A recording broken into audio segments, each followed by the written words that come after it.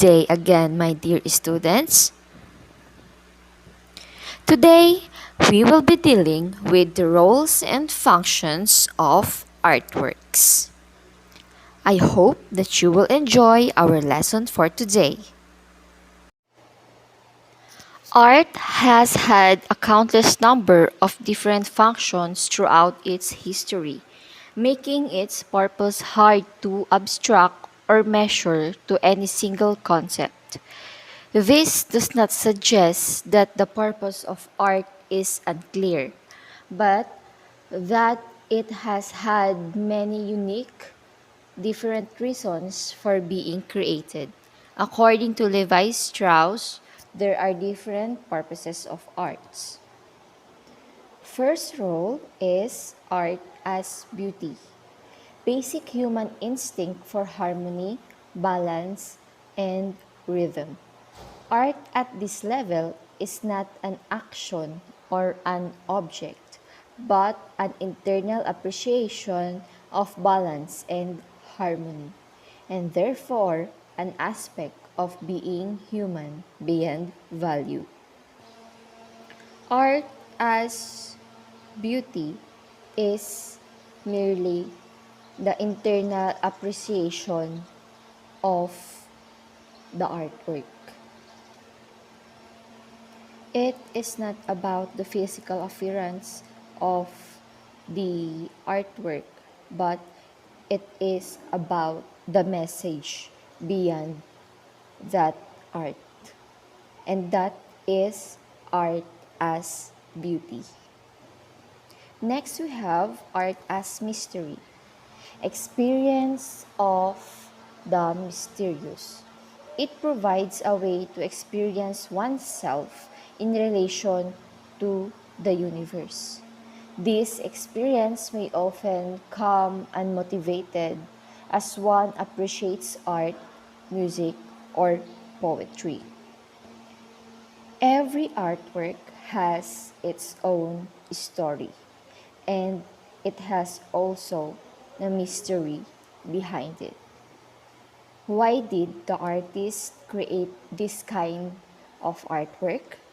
And what is the reason behind this inspiration of these artworks? We don't know all those things because it's a mystery. Hindi natin malalaman kung hindi tayo mag-iimbestiga. Ganun po ka-misteryo yung iba nating mga artworks. For example, the artwork of Leonardo da Vinci, which is entitled The Last Supper, according to an Italian researcher named Sabrina Sfroza Galicia, she was also a mathematician. She told us that this painting of Leonardo da Vinci depicts the end of the world. And that is on 4006. Sabi niya, yung mga kamay daw po ng mga apostles as well as Jesus, nagko-convey ng message na yun yung code kung kailan mag-end ang world. So that's the mystery behind the Last Supper. And then also we have another example which is Mona Lisa. Bakit daw ganun yung smile niya? Sabi ng isang researcher, also a painter, sabi niya, mula daw ngipin sa harap si Mona Lisa, kaya ganun lang yung smile niya. Third, we have art as imagination. Expression of the imagination.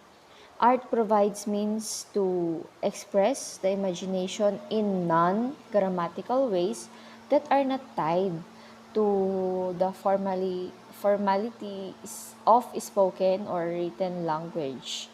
Unlike words which come in arrangements and each of which have a certain meaning, art provides a range of forms, symbols, and ideas with meanings that are flexible. Usually, ang meaning ng isang artwork ay nakabase doon sa kanyang viewer.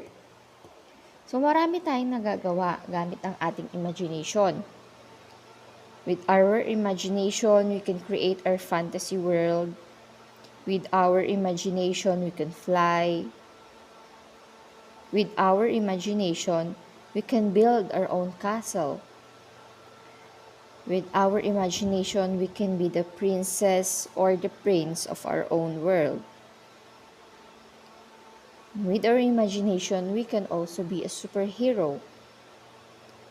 And with our imagination, we can do all things that we can. Next, we have arts as ritual and symbol. Ritualistic and symbolic functions. In many cultures, art is used in rituals, performances, and dances as a decoration or symbol.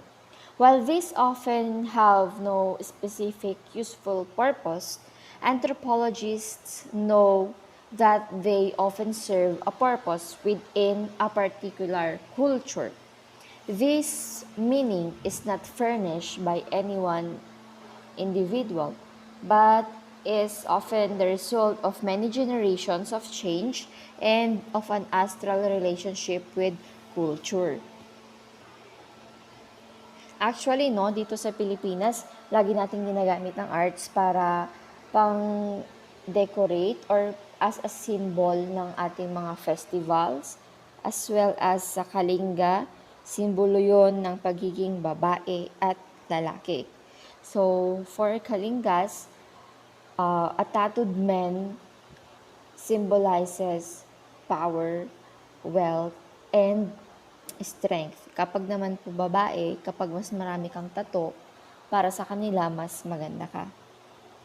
Next, we also have, art or as a trademark, pagkakakilala.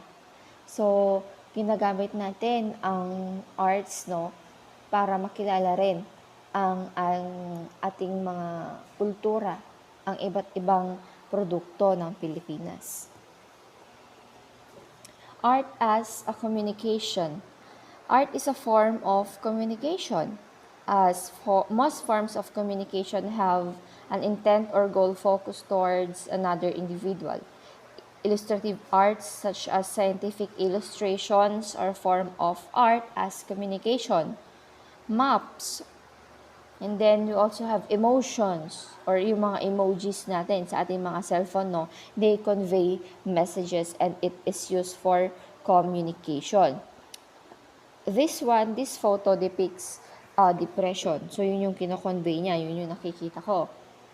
Next photo depicts anger. So yung kino-communicate niya sa akin, anger. Next, arts is also used, gaya ng nabanggit ko kanina sa mga maps, mas maintindihan natin ang mga concepts ng iba't iba nating mga subjects kapag ginamitan ng arts. Like for example, in science or body parts, in math, pwede siya sa fractions. Mas maintindihan natin ang fractions kung ito ay ginamitan ng art. And economics or sa ating araling panlipunan, no? Ginagamit ang arts to portray graphs. Next, in concept mapping, kailangan natin ng arts kasi kailangan natin ng lines and colors. You also have in ICT or ginagamit natin ito, no? Kadalasan ang art ginagamit ninyo sa pagtitake ng selfie and so on, katulad nitong mga sample digital arts ninyo. Next, art as entertainment. Art may seek to bring about a particular emotion or mood. Nilalighten up niya yung ating mood. For example, kapag naglalaro tayo ng ML, ayan, bored na bored ka na, wala kang magawa. So, anong gagawin mo? Maglalaro ka ngayon ng mga video games. And that is for the purpose of relaxing or entertaining or for entertainment. Next, nanonood din po tayo ng ng mga cartoons para gumaan yung ating pakiramdam. Next, political change. Art is a political change or meron tayong tinatawag na avant-garde. One of the important roles of the 20th century art has been used to um, visual images to convey political change. Kung gusto nilang magkaroon ng pagbabago sa isang administrasyon, no, idinadaan nila ito sa artworks. When you say avant-garde kasi, no, it means advance guard or yung mga artists, sila yung ating mga frontliners para iparating sa mga politicians or administrations or yung mga nakakataas yung ating damdamin. Next, we have art as a free zone. Unlike the avant-garde movements, contemporary art has enhanced its tolerance towards the cultural differences as well as its critical and liberating functions, becoming a more open place for research and experimentation. Ibig sabihin, culture diversity. Merong pagkakaisa ang bawat kultura na open ang isang kultura na pag-aralan yung ibang kultura para sa research and experimentation. Next, we have arts for social inquiry, subversion, or anarchy. Well, similar to art for political change, rebellious or deconstructivity art may seek to question aspects of society without any specific political goal. In this case, the function of art may be simply to criticize some aspects of society, or they seek to question some aspects of the society. Graffiti arts and other types of street arts are graphic and images that are spray painted or stenciled on publicly viewable walls sa mga buildings, sa mga buses, sa trains, sa bridges, usually without permission. And then, it may also be illegal when it breaks laws, of course, and it is called vandalism. Arts for social causes. Art can be used to promote awareness for a large variety of causes. A number of art activities were aimed to or at raising awareness of autism, cancer, human trafficking, and a variety of topics such as ocean conservation, murdered and missing indigenous women, elder abuse, and pollution. Trashon ang tawag nila, no, sa for example, yung mga basura ginagawang damit, and that is called trashon, and that is a part of art as a social causes. And then itong mga example natin dito, for example, this one and this one, no, it conveys or it portrays a husband and wife which are separated by gadgets. So, nagre-raise sila ng awareness na wag nating i-let ang gadgets na tayo'y paghiwalayin or paglayuin ang mundo.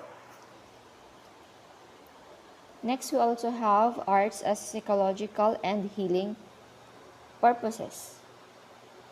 Arts is also used by art therapists, psychotherapists, and clinical psychologists as a part of art therapy. It is sometimes used to determine the personality and emotional state of a patient. Minsan para makapag-move on ang isang tao, nagsusulat siya ng poem or nag-drawing siya. Next, art for propaganda or commercialism. Art is often utilized as a form of propaganda or public publicity, and thus can be used to finely influence popular conceptions or moods. In similar way, arts is also used to sell a product. It also influences the mood or emotion of the consumer. In both cases, the purpose of art here is to subtly manipulate or persuade the viewer into a particular emotional or psychological response towards a particular idea or object. And lastly, we have art as fitness indicator. It has been argued that the ability of the human brain by far exceeds what was needed for survival in the ancestral environment. They said that the more creative you are, the greater you survive. In our lesson, we learned the different roles and functions of artworks. In our houses, we also have our roles and responsibilities to do. And with that, we must always remember these verses from Proverbs chapter 23. As a children of your parents, listen to your father who gave you life, and do not despise your mother when she is old. Buy truth and do not sell it. Buy wisdom, instruction, and understanding. The father of the righteous will greatly rejoice. He who fathers a wise son will be glad in him. Let your father and mother be glad. Let her who bore you rejoice.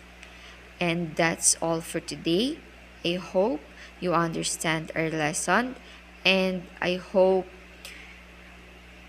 na ilagay nyo sa inyong puso't isipan itong iniwan kong bersikulo. Thank you and God bless you.